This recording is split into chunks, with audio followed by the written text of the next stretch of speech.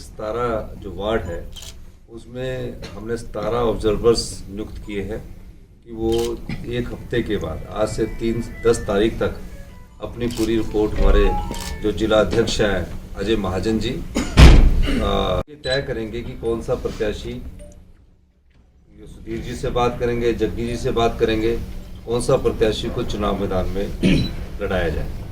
पहला जो कार्य है वो कार्य ये है कि वो इन 17 वार्डों में ये ऑब्जर्वर्स टिल जब तक इलेक्शन नहीं हुए तब तक ये अपने उसी वार्ड में रहेंगे। इन सबको कोऑर्डिनेट हमारे अजय महाजन जी करेंगे, सुधीर जी करेंगे, जग्गी जी करेंगे और हम लोग भी जब ये चुनावों की घोषणा होगी उस घोषणा के समय हम लोग भी धर्मशाला नगर निगम में तकरीबन सभी जो हम 4 लगे हम यहीं रहेंगे। हमारे पवन काजल जी एक ऑब्जर्वर लगाए हैं, संजय रतन जी लगाए हैं, हमारे कुलदीप सिंह पठानिया जी लगाए हैं, हमारे सुरेंद्र मनकोटिया जी लगाए हैं, हमारे विशाल चंबियाल जी लगाए हैं, हमारे संजय राणा जी जो जिला परिषद के हमारे सदस्य वो लगाए हैं, विवेक शर्मा जी लगाए हैं। अभी क्योंकि ये टाइप नहीं हुई थी लेकिन मैं आपको इसलिए देना चाह रहा था। और त्रिलोक सूर्यवंशी लगाए हैं, नागेश्वर मनकोटिया है, नवनीत शर्मा है, अजय वर्मा है, नरदेव कंवर है, जितेंद्र गुलेरिया, संजय दीवान है, करण सिंह पठानिया है और डॉक्टर गुलशन। ये 17 आपको अजय जी लिस्ट डिक्लेयर कर देंगे।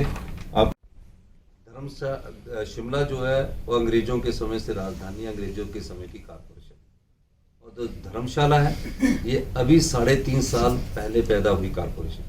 यहाँ विकास की बहुत संभावनाएं हैं। यहाँ हैजर्ड अभी कंस्ट्रक्शन नहीं हुई है, कंक्रीट के अभी जंगल नहीं बने हैं। अगर कारपोरेशंस को हम ढंग से चलाएं, कारपोरेशन के नियम कायदे ढंग से चलाएं तो धर्मशाला हमारे स्मार्ट सिटी के रूप में हिंदुस्तान में नंबर 1 पर आ सकता है। रिकवर किया है और पिछले जो विधानसभा का चुनाव था वो चुनाव भी विकास करने के बाद भी हम हार गए। लेकिन आज कुछ 1-1.5 घंटे की बातचीत में, सभी वरिष्ठ लोगों के बातचीत में कुछ एक जो आपस के गिले शिकवे थे वो सॉर्ट आउट कर दिए गए हैं और इसी का परिणाम है कि 17 ऑब्जर्वर लगा दिए गए। और मेरा ये मानना है कि आने वाले समय में हमारा मेन मकसद जो आपने कहा है एकजुटता दिखाना है और इनफाइटिंग को कम करना है। मैं किसी कांग्रेस के प्रत्याशी की घोषणा के बाद हुई, क्योंकि ये सिंबल पर अगर चुनाव हुआ तो ऑन द स्पॉट एक्शन ले लिया जाएगा। कोई ये मत सोचे, हम संगठन से निकले व्यक्ति है, सभी काफी सालों से कांग्रेस पार्टी के रहे हैं। अगला चुनाव ध्यान में रखकर, 22 का चुनाव ध्यान में रखकर ही ये चुनाव लड़ा जा रहा है। मैं ये भी कहना चाहता हूँ कि कांग्रेस पार्टी के चुनाव अगर चुनाव चिन्ह पर हुए, कोई ठीक बात है कि अपना गुस्सा होता है, ठीक बात है अपना हक टिकट के लिए होता है, लेकिन इसका मतलब नहीं कि कांग्रेस पार्टी की विचारधारा और कांग्रेस पार्टी के सिंबल को नुकसान पहुंचाए। डिफरेंस ऑफ ओपिनियन है, नहीं डिफरेंस ऑफ ओपिनियन है, लेकिन वो विजेंद्र करण से भी बात करेंगे और जो उनके समर्थक है एक दूसरे के, तो थोड़ा सा अगर उनको दायरे में लाने के लिए कुछ करना पड़ा तो वो भी करेंगे। सर, आम जनता का आज हमारे जो राजीव शुक्ला जी थे उन्होंने एक कमेटी गठित की थी जिसमें पूर्व कांग्रेस अध्यक्ष कुलदीप कुमार जी, पूर्व संसद सदस्य और 5 बार के विधायक चौधरी चंद्र कुमार जी, हमारे एआईसीसी के सेक्रेटरी और पूर्व विधायक राजेश धर्मानी जी, आज और हमारे एआईसीसी के सेक्रेटरी जो इस विधानसभा क्षेत्र का प्रतिनिधित्व कर चुके हैं, यहाँ मंत्री रह चुके सुधीर शर्मा जी, हमारे जग्गी जी जो मेयर हैं अभी भी वर्तमान में, अजय महाजन जी जो पूर्व विधायक हैं और किसान कांग्रेस के अध्यक्ष विशाल चंबियाल जी, सभी लोग हम सम्मिलित थे। चर्चा ये की गई कि चुनाव कैसे जीतना है और निश्चित तौर पर जो विकास हमारे पूर्व विधायक सुधीर शर्मा जी ने यहाँ करवाया, चाहे वो स्मार्ट सिटी को लेकर था, चाहे वो धर्मशाला को नई कारपोरेशन दी है। आज़ादी के बाद ये दूसरी कारपोरेशन बनी है, ये बहुत बड़ी बात है।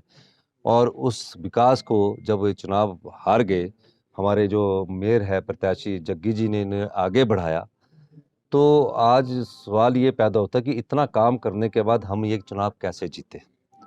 पिछले चुनावों में, विधानसभा चुनावों को पैमाना ना मानते हुए सब लोगों ने एक तरीके से एक बात कही है कि हम लोग एकजुटता का परिचय देंगे और जो प्रत्याशी है वो एक कमेटी अपने तरीके से सबका बायोडाटा लेकर बात करके फिर उसकी घोषणा करेंगे। और सुधीर जी ने भी कहा कि इस चुनाव को हमने युद्ध की तरह लड़ना है। मैंने को इसमें हम और जग्गी जी ने भी कहा कि हम सब लोग इकट्ठे होकर लड़ेंगे। कुछ लोग अगर आनाकानी करते ना होते हैं, हर राजनीतिक चर्चा होती है, उनके साथ भी हम बैठकर बात करेंगे। मैं तो आपके माध्यम से उनको वो जो काला अध्याय की बात करते हैं, मैं ये चाहता हूँ कि जो हमने अध्याय लिखा है उस पर वो जवाब दे।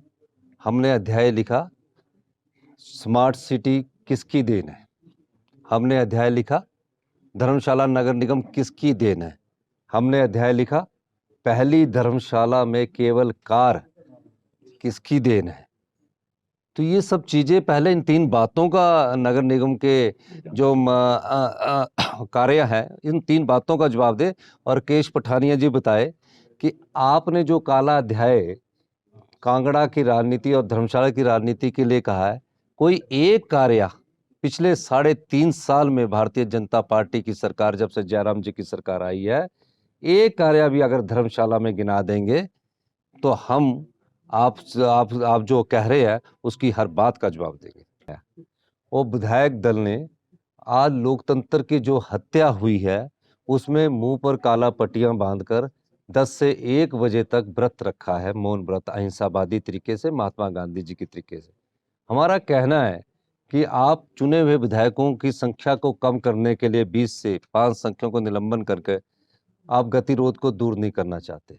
कांग्रेस पार्टी चाहती थी कि विधानसभा के पटल पर महंगाई के मुद्दे पर चर्चा हो, भ्रष्टाचार के मुद्दे पर चर्चा हो, किसान के मुद्दे पर चर्चा हो। ये छोड़ दीजिए, कांग्रेस पार्टी एक बड़े अहम मुद्दे पर चर्चा चाहती थी। वो मुद्दा है जो ओल्ड कर्मचारी है, जो ओल्ड पेंशन कर्मचारी है, जो हमारे बेचारे नौकरी लगे हुए 2004 के बाद कर्मचारी वर्ग है। हम चाहते हैं कि उनकी पेंशन देने की जो पुरानी व्यवस्था उसको बहाल करने पर चर्चा हो।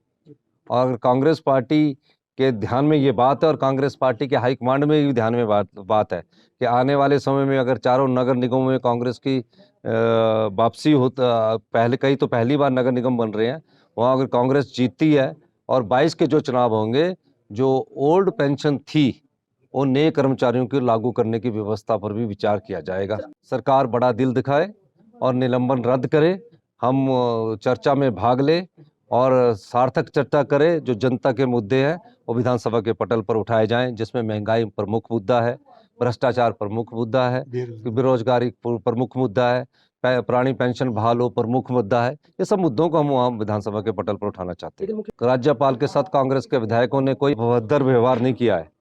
मैं ये कह सकता हूँ कि जो भी विधानसभा में हुआ वो दुखद है। हुआ क्यों? हुआ इसलिए कि कहीं नाकामी रही। अगर कांग्रेस पार्टी ने कोई गवर्नर साहब की गरिमा को ठेस पहुंचानी होती तो स्पीकर के कमरे के बाहर बैठते। हमें तो पता ही नहीं था कि गवर्नर साहब आ गए और मुख्यमंत्री महोदय आ गए। हंसराज जी आए, धक्का दिया, पुलिस के मार्शल आए, धक्का दिया। उस धक्का मुक्की में हमारे विपक्ष के नेता गाड़ी के आगे गिर गए। फिर उन्होंने बोला भाई गाड़ी तो रोको, एक हमारे विधायक का पैर था उनके नीचे, गाड़ी के नीचे। उनसे अनुरोध कर रहे थे।